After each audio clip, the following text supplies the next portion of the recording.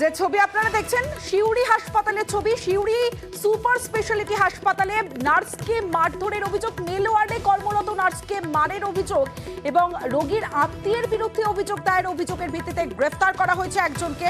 আহত নার্স হাসপাতালে ভর্তি রয়েছেন। উনি এসে হঠাৎ করে আমাদের ইনজেকশন ট্রলির দিকে যান। তারপর আমি জিজ্ঞেস করলাম আপনি কি খুঁজছেন, আপনি কি হাউসকিপিং, কিছু দরকার, আমি দিচ্ছি। কিছু না বলতে লিফটারটাকে এরকম হাতে করে নিয়ে এসে হঠাৎ করে আমার সামনে এসে বলছে আমি তোকে মারতে এসেছি। এসে বুকের ওপর চাপ দিয়ে ধরে গলা টিপে সমানে কুপাতে থাকে, মানে মাথাতে, কানে, গলাতে ব্যথা হচ্ছে খুব। এমনি ব্লিডিং না হলেও ভীষণ ব্যথা হচ্ছে। সিস্টেম ঠিক থাকলে কাজ করতে, মানে এতটা পরিষেবা দেওয়ার পরেও যে এরকম অবস্থা, এরপরে তো কাজ করাটা সত্যিই আতঙ্কের ব্যাপার।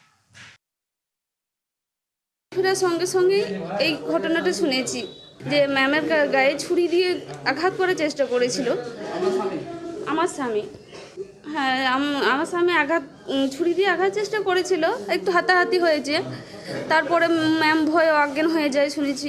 না স্যার, এর আগে কখনো কোনোদিন কাউকে মারার চেষ্টা করে না, বঞ্চ তুই অনেক বিপদে থেকে উদ্ধার হয়েছে। এখন কোথায় আছে? এখন সে লকআপ আছে।